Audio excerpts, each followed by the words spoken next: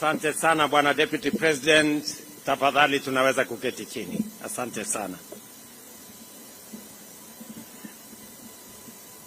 Mheshimiwa Naibu wa Rais, waheshimiwa mawaziri mlio hapa, waheshimiwa magavana, wabunge wa bunge la kitaifa na bunge la kaunti, ndugu wananchi wa Embu, hamjambo. Kina mama hai, kina mama hoye, kina mama hamjambo. Bwana Yesu asifiwe. God is good and all the time. Asanteni sana. It is a great honor for me to participate in this critical event, the commemoration of the International Women's Day is a dedicated opportunity for us as a nation to reflect on the progress we have made in promoting greater inclusion of women in order to realize gender equality and create the necessary conditions for inclusive prosperity and also national development. The terms under which we pursued development in the past consigned us to slow, inadequate progress because of the underlying fundamental inclusivity deficit, which marginalized regions, excluded sectors, and disenfranchised women.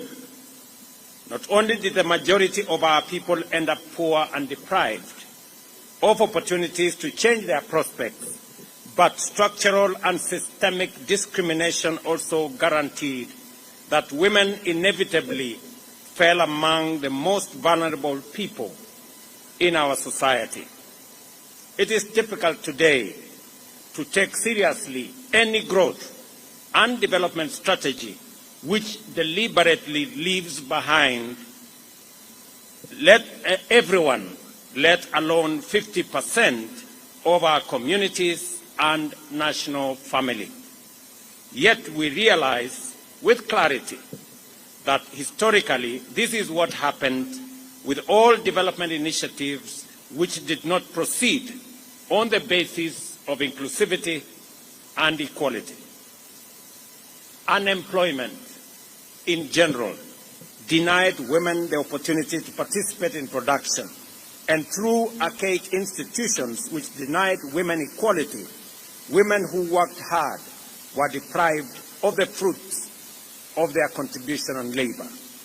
As a result, we were not only marginalized, but also perpetually vulnerable to much greater exploitation, violence, insecurity, conflict, ill health, and every other adversity to which our societies were prone.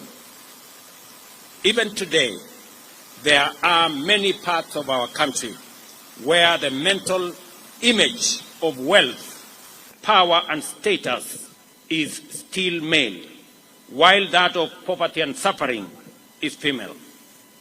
It is highly self-contradictory for a society to for rapid economic development while sustaining structural conditions which exclude half of the people, and yet that is exactly what failure to implement full inclusion of women and gender equality does.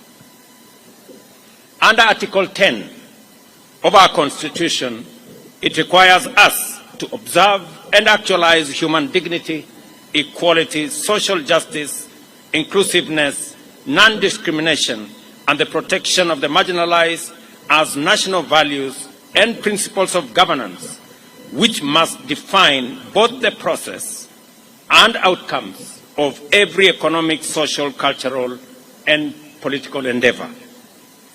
Under Article 27(3), the Constitution stipulates that women and men have the right to equal treatment, including the right to equal opportunities in political, economic, cultural, and social spheres.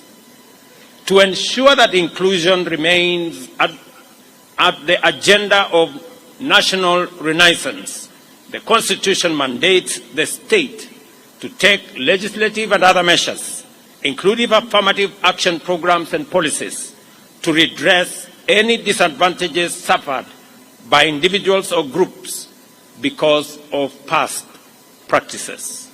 More specifically, these measures should implement the principle that not more than 2/3 of members of elective or appointed bodies shall be of the same gender.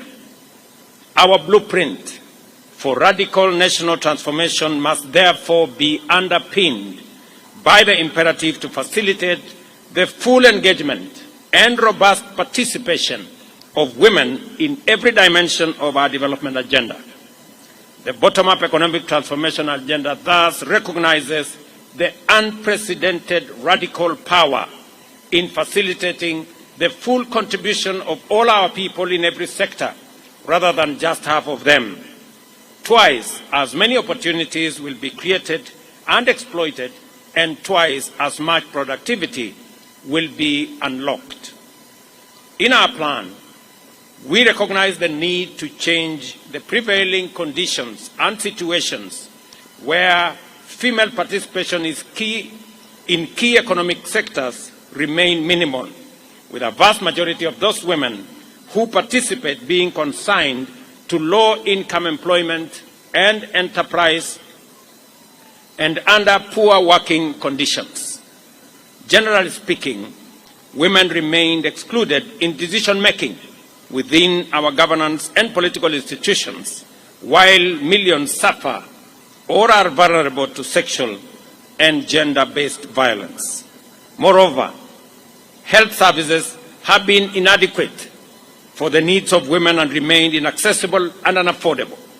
Environmental degradation, pollution, and climate change have complicated the lives and livelihoods of women, increasing their responsibilities in unpaid care work and thus accelerating poverty, early marriage, childhood pregnancies, and other disadvantaged conditions.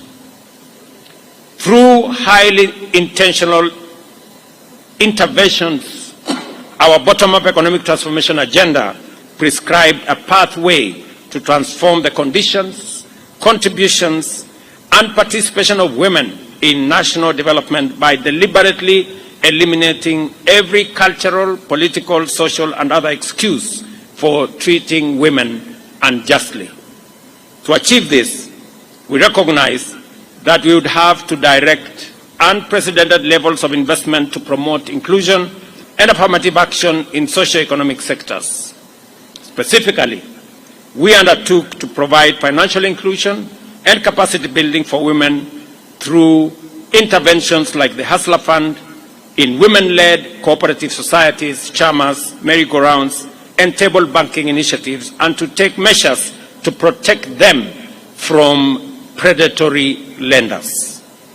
We've also resolved to be highly intentional, as I was requested here by the women rep of Embu County, in actualizing the constitutional gender inclusion principle, or the 1/3 rule, through various strategies, including at the party level and policy levels for elective representative positions in Kenya.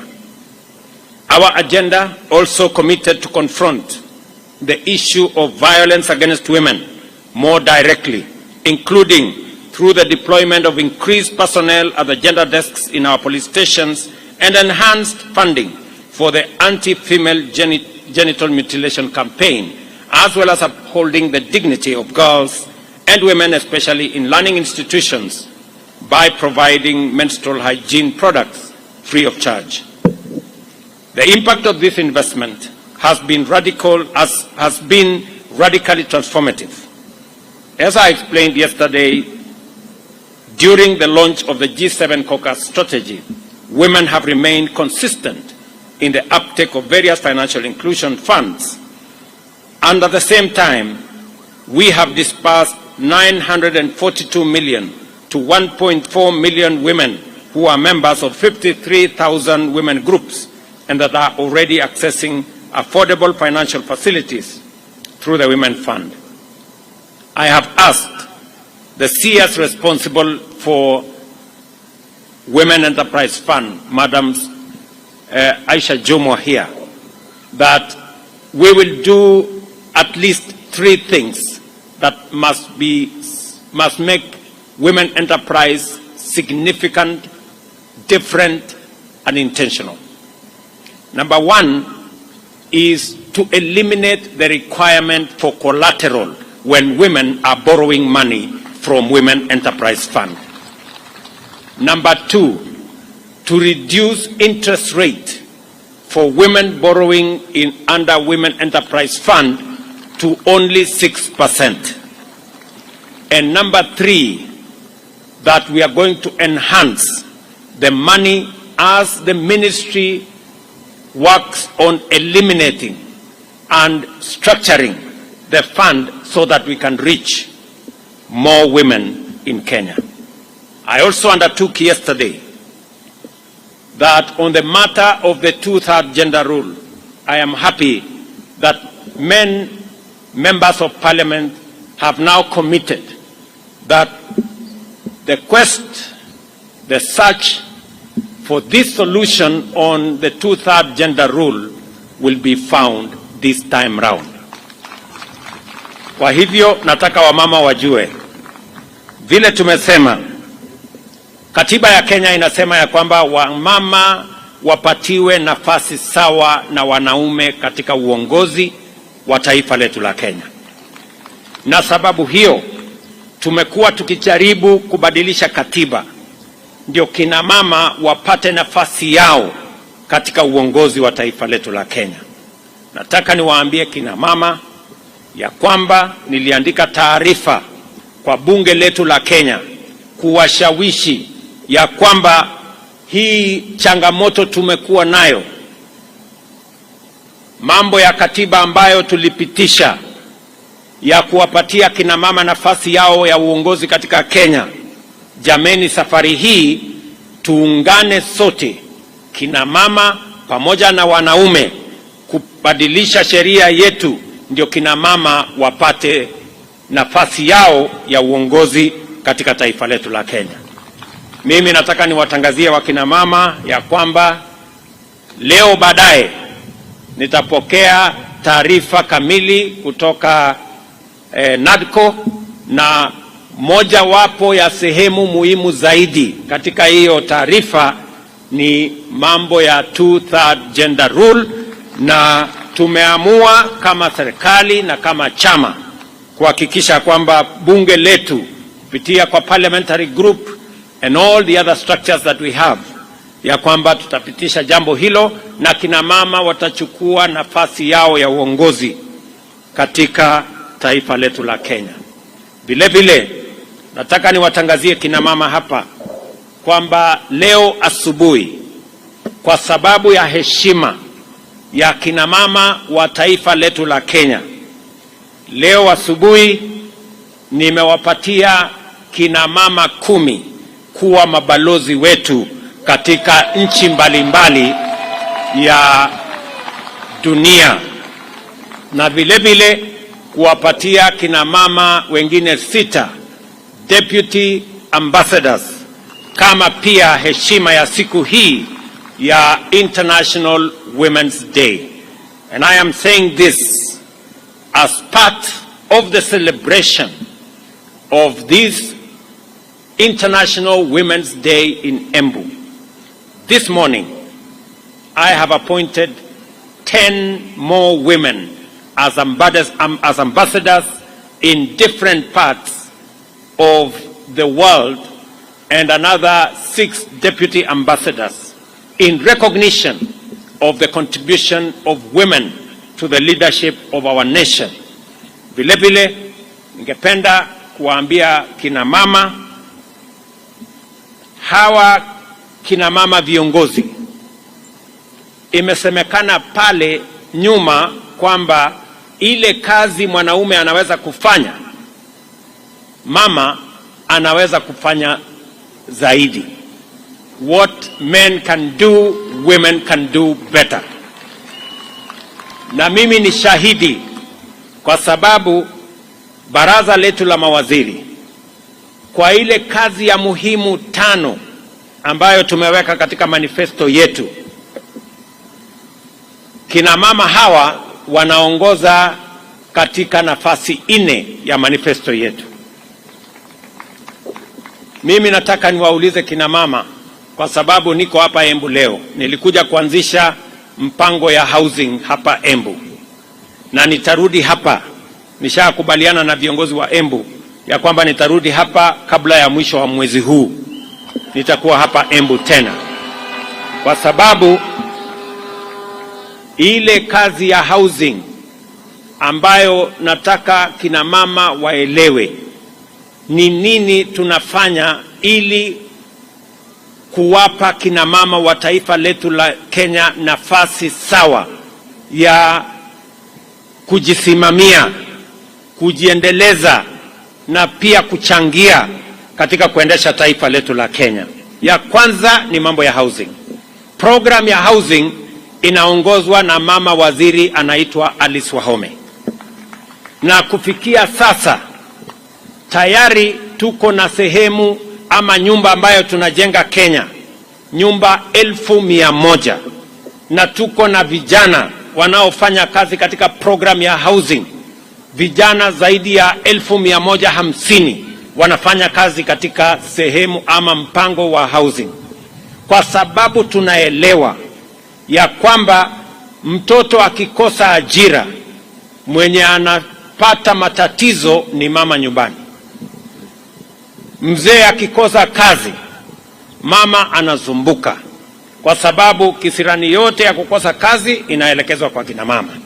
Kwa hivyo mpango yetu ya kuhakikisha ya kwamba tuko na nafasi ya ajira katika taifa letu la Kenya ni mojawapo ya mambo ambayo tunafanya ili tuhakikisha kwamba tuko na taifa ambayo inaweza kujisimamia. Jambo la pili, program yetu ambayo tunaendesha kwa mambo ya kuhakikisha kwamba tuko na matibabu.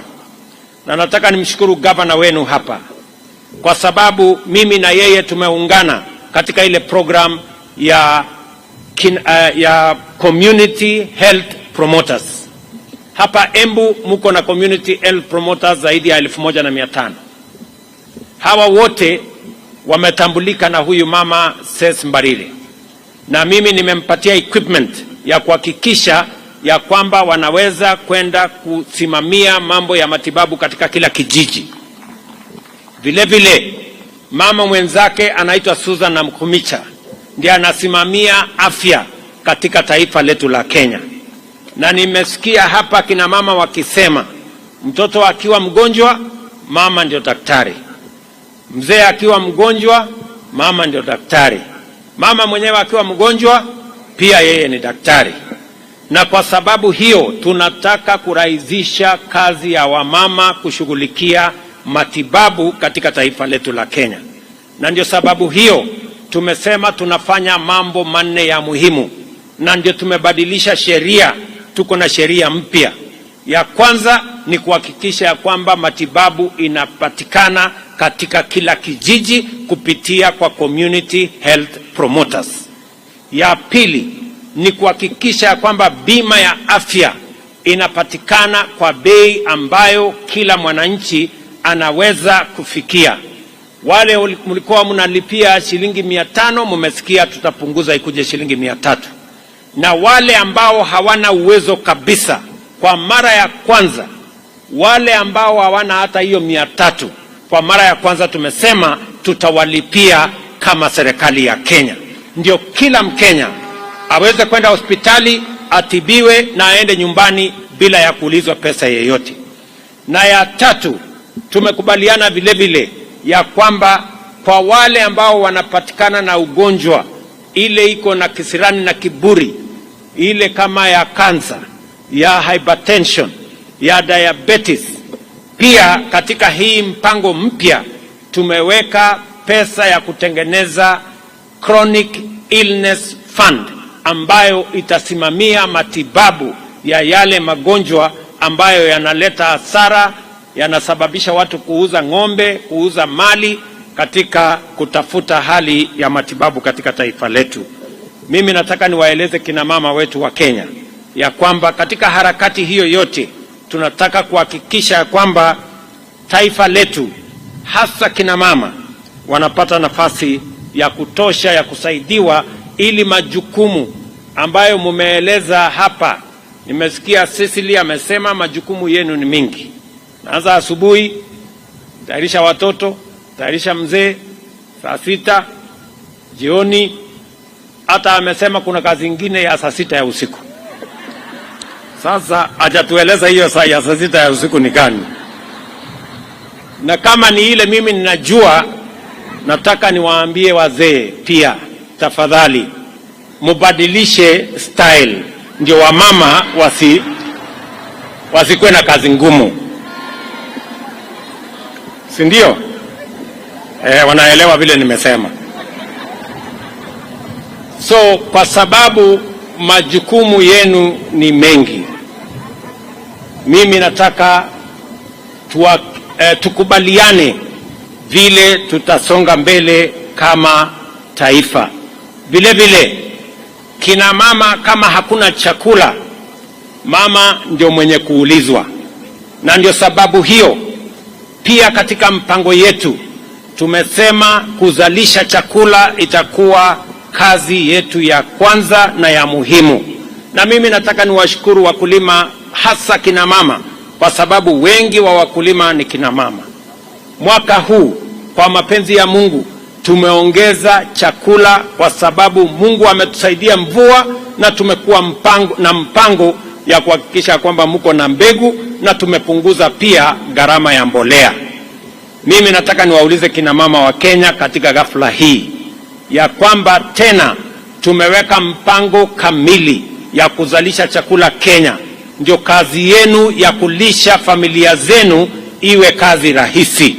Na ndio sababu hiyo tumeweka mpango kamili. Mwaka huu tutaongeza ile mbolea itapatikana hadi makunia milioni 6. Na ile bei ambayo ilikuwa 5,000 6,000 vile mnajua tumepunguza, imekuja shilingi 2,500. Na mwaka huu ama mwaka uliopita, kwa mapenzi ya Mungu, mazao yamepatikana kwa wingi na chakula imeanza kupatikana kwa njia ya urahisi. I want to ask farmers, especially our women, because they are the backbone of our agriculture, that this time round we double our efforts. We have made arrangements on how we are going to ensure that our agriculture expands, our productivity expands. We are going to deliver more seed, affordable fertilizer, and support farmers so that we can eliminate the shame of hunger in our country.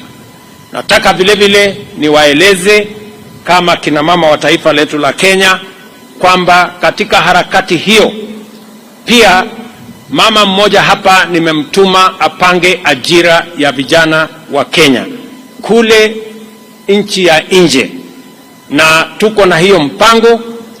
Leo asubuhi nilikuwa na mkutano mkubwa ya kupanga vile ajira itapatikana kwa mitandao, tuhakikisha kwamba digital jobs become a reality.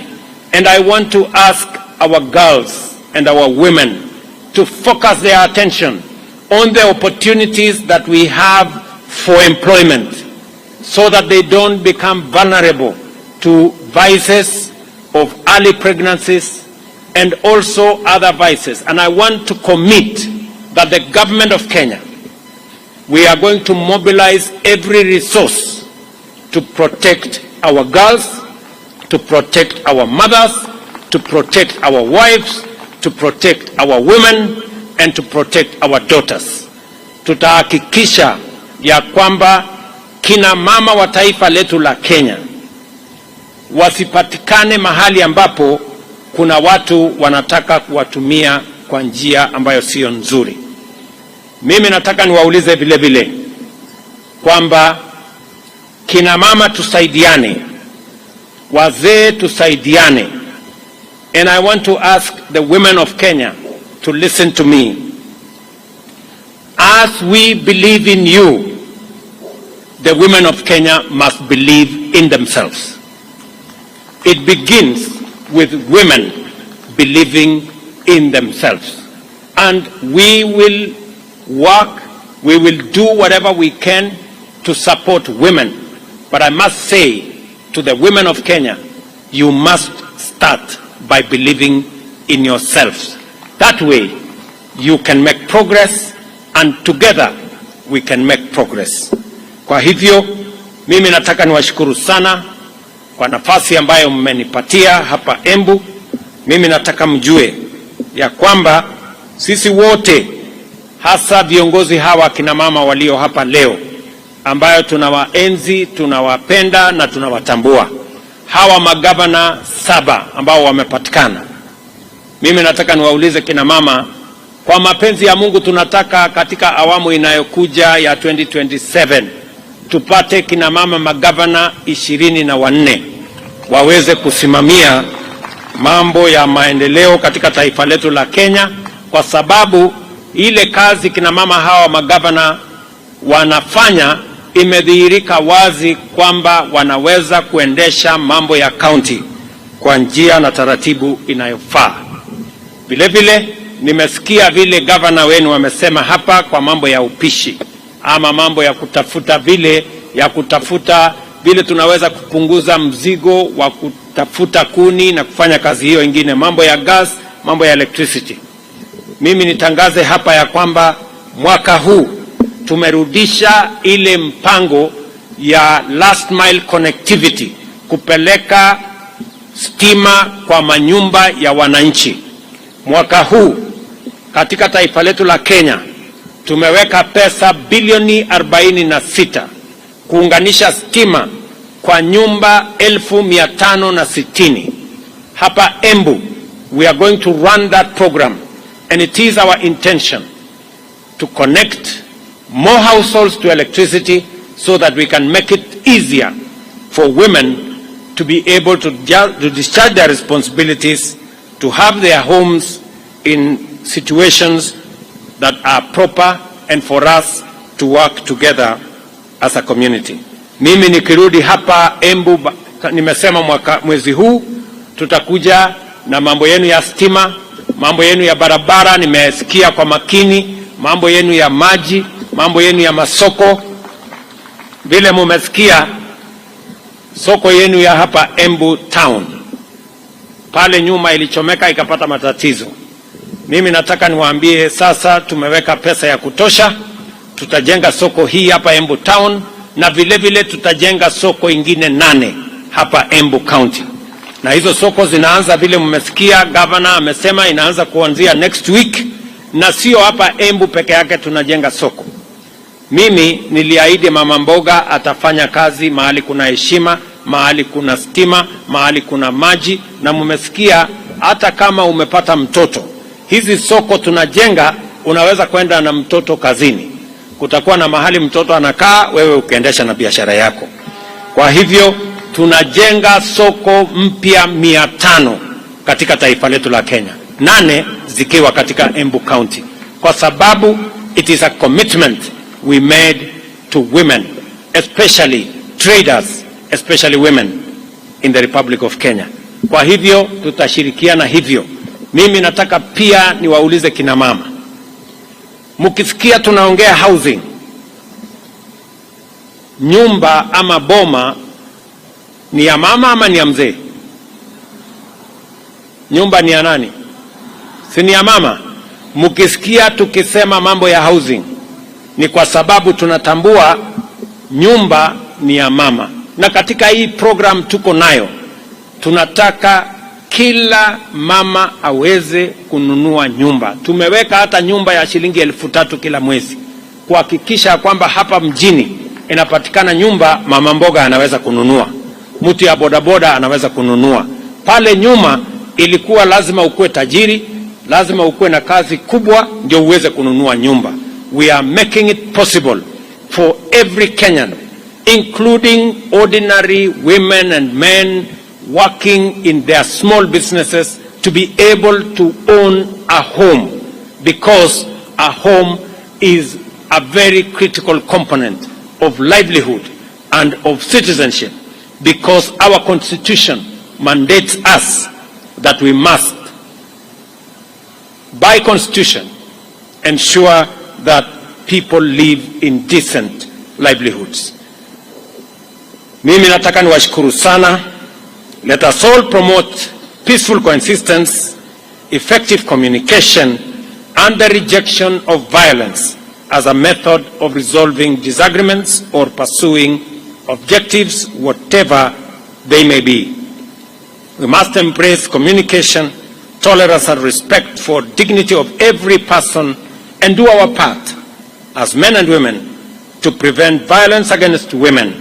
We must live up to the sacred commitment in the preamble of our Constitution to nurture and protect the well-being of the individuals, the family, communities, and of course our nation. For us, at this point in our history as a nation, this must begin with feasible action to protect the dignity, well-being, and security of women, and to invest in their effective inclusion in the economic transformation of our country. Congratulations to all our women in Kenya. Happy International Women's Day, and my very best wishes as we forge into the future together as a people. Asanteni sana, Mungu awabariki na tunawapenda sana. Thank you very much.